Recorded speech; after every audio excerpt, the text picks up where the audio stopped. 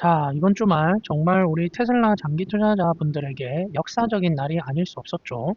그동안 우리를 지독하게 괴롭혔던 불확실성이 완전히 아주 시원하게 해소되었습니다.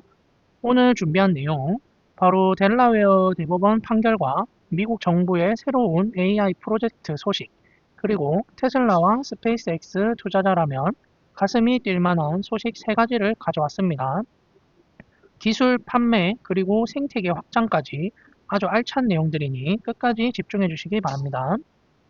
본격적인 시작에 앞서 여러분의 소중한 구독과 좋아요, 알림 설정이 제가 영상을 계속 만들 수 있는 가장 큰 원동력입니다.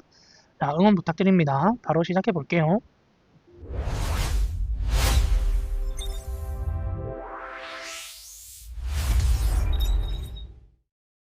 우선 가장 기다렸던 소식부터 전해드릴게요. 드디어 델라웨어 대법원이 일론 머스크의 2018년 보상 패키지 관련 소송에서 최종 판결을 내렸습니다.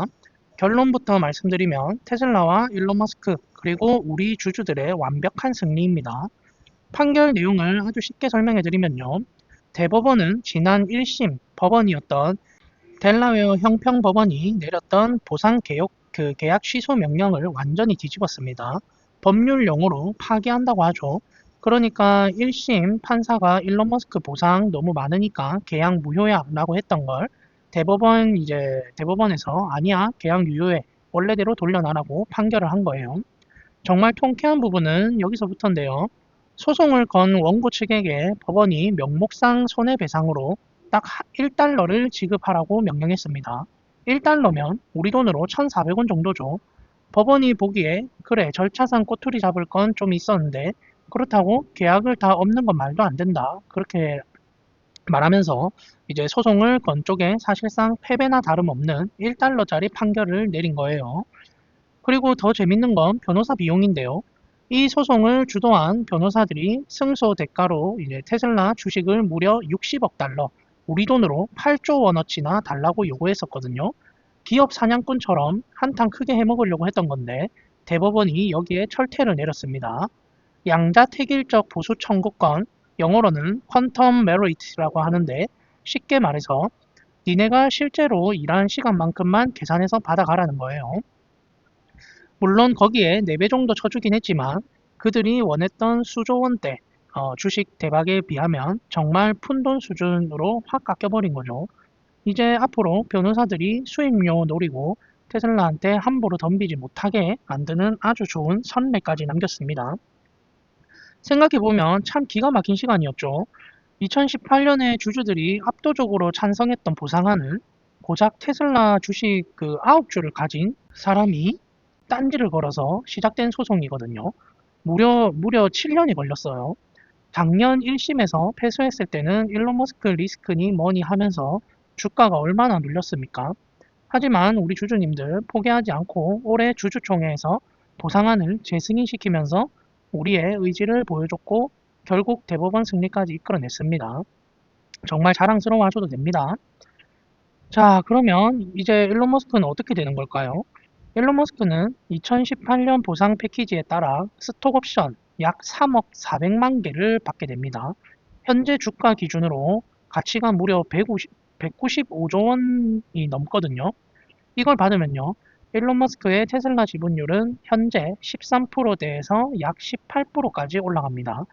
일론 머스크가 늘 AI랑 로봇 사업 제대로 하려면 의결권이 이제 25%는 필요하다고 말해왔잖아요. 이제 그 목표에 상당히 근접하게 되면서 일론 머스크가 테슬라를 떠난다거나 AI 사업을 따로 떼어낸다는 식의 걱정은 완전히 사라졌습니다. 테슬라의 뼈를 묻을 그런 구조가 완성된 거죠. 그런데 여기서 또 시장 일각에서는 겁을 줍니다. 일론이 저거 받으면 세금 내야 하니까 테슬라 주식 왕창 파는 거 아니냐? 이런 걱정하시는 분들도 계실 건데요. 결론부터 말씀드리면 걱정 안 하셔도 됩니다. 이유는 두 가지예요. 첫째, 이번에 받는 주식은 5년 의무 보유 조건이 걸려 있습니다. 그러니까 일론 머스크가 옵션을 행사해서 주식을 받아도 5년 동안은 법적으로 시장에 내다 팔 수가 없습니다. 당장 매도 물량 폭탄이 나올 수 없는 구조죠. 둘째, 세금 낼 돈은 다른 주머니에도 많아요. 일론 머스크에게는 스페이스X가 있고요. 또 요즘 핫한 XAI도 있죠. 특히 스페이스X나 xAI 지분을 활용하거나 나중에 이 회사들이 상장하게 되면 굳이 테슬라 주식을 팔지 않고도 세금을 낼 방법은 널려 있습니다. 게다가 옵션 행사 기한이 2028년까지라 시간도 넉넉해요. 결과적으로 이번 판결 덕분에 테슬라는 회사 장부에 1000억 달러, 우리 돈 140조 원이 넘는 비용을 기록해야 할 뻔한 최악의 상황도 피했어요. 재무적으로나 경영권 안정 측면에서나 완벽한 호재로 볼 수 있겠어요. 자, 이렇게 테슬라 내부의 족쇄가 풀린 와중에 외부에서도 엄청난 소식이 들려왔어요. 미국 에너지부가 제네시스 미션이라는 것을 발표했는데요. 이게 뭐냐면요. 미국 정부가 이제 AI로 과학기술의 판을 바꾸겠다. 그렇게 말하면서 국가 차원의 프로젝트를 시작한 거예요. 목표가 아주 야심찹니다. 10년 안에 미국의 연구 혁신 생산성을 2배로 늘리겠다는 건데요. 여기에 참여하는 기업 명단이 그야말로 AI 어벤져스입니다. 엔비디아, 구글, 마이크로소프트 같은 빅테크는 당연히 들어가 있고요. 여기서 눈여겨볼 점은 일론 머스크의 이제 xAI가 당당히 포함됐다는 거예요. 그리고 정부 프로젝트에 강한 그 팔란티어도 이름을 올렸고요. 하드웨어부터 모델, 데이터 분석까지 싹 다 모아서 국가가 판을 깔아주는 거예요. 이게 무슨 의미냐면요. AI가 이제 단순한 챗봇 놀이를 넘어서 신약 개발, 기후 예측, 에너지 같은 진짜 과학의 영역으로 들어간다는 겁니다. 테슬라가 가진 슈퍼컴퓨터 도조나 xAI의 인공지능 기술이 미국 정부라는 가장 확실한 뒷배를 얻고 국가 핵심 인프라로 쓰이게 된다는 그런 신호탄으로 보시면 돼요. 자, 그럼 이제 본격적으로 테슬라 얘기를 해볼게요. 이번에 테슬라 배터리 기술에 관한 엄청난 소식이 있었는데요.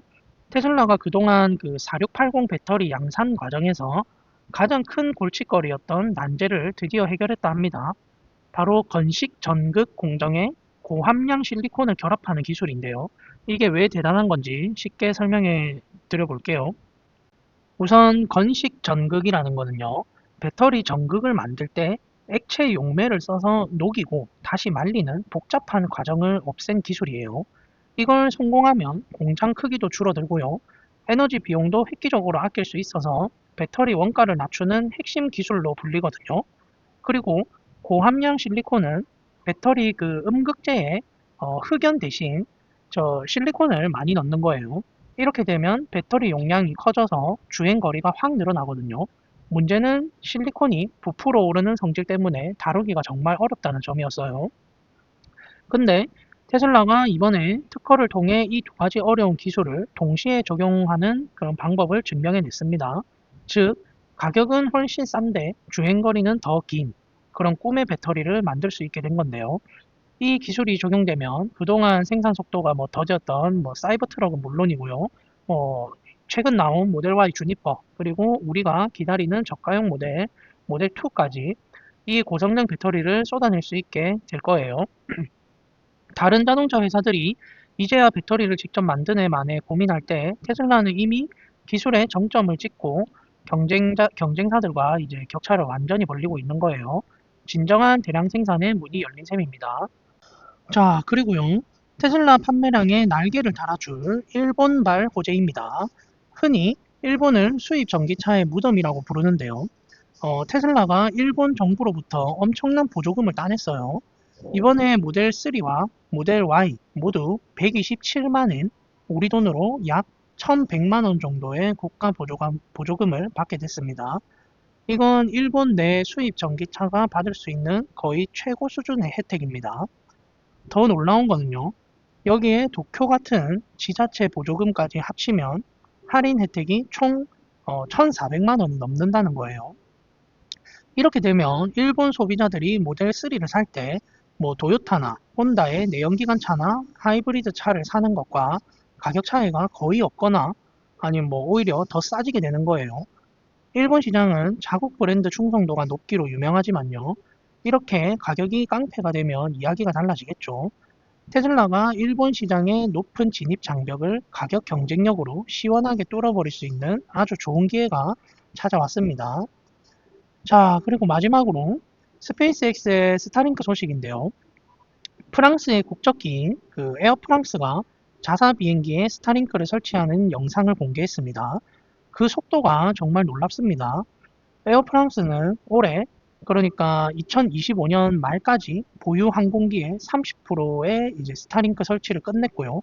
내년인 2026년 말까지는 모든 비행기에 설치를 완료하겠다고 발표했습니다. 이게 무슨 의미냐면요.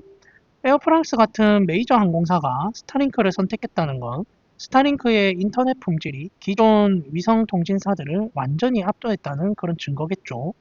게다가 불과 1년 만에 전 기종 설치를 끝낸다는 건 스타링크 장비가 그만큼 설치하기 쉽고 가볍다는 뜻이기도 하죠. 스페이스X 입장에서는 항공기 인터넷 서비스가 일반 가족용보다 요금이 훨씬 비싸기 때문에 여기서 막대한 현금을 벌어들이게 돼요. 이 돈은 고스란히 화성 탐사선 스타쉽 개발 자금으로 쓰이거나 나중에 스타링크가 상장할 때 기업 가치를 폭발적으로 높이는 그런 캐시카우, 즉 현금 창출원 역할을 톡톡히 할 거예요. 또 2026년에 우리 대한민국에도 대한항공을 비롯한 여러 항공사들도 스타링크를 설치한다고 공개했었죠. 아주 기대가 됩니다. 이미 스타링크를 설치한 항공사들이 몇몇 있는데요. 카타르 항공도 있고, 하와이안 항공도 있고, 몇몇 항공사들도 있는데, 지금 이제 이 스타링크를 설치하는 규모도 이제 점점 빠른 속도로 커질 것 같습니다.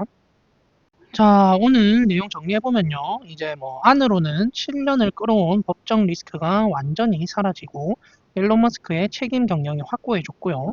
밖으로는 미국 정부가 AI 생태계를 국가 차원에서 밀어주는 거대한 판이 열렸어요. 그리고 땅에서는 테슬라가 압도적인 기술과 가격으로 시장을 장악하고, 하늘과 우주에서는 스페이스X가 통신망을 독점해 나가는 그림이 완성되고 있습니다.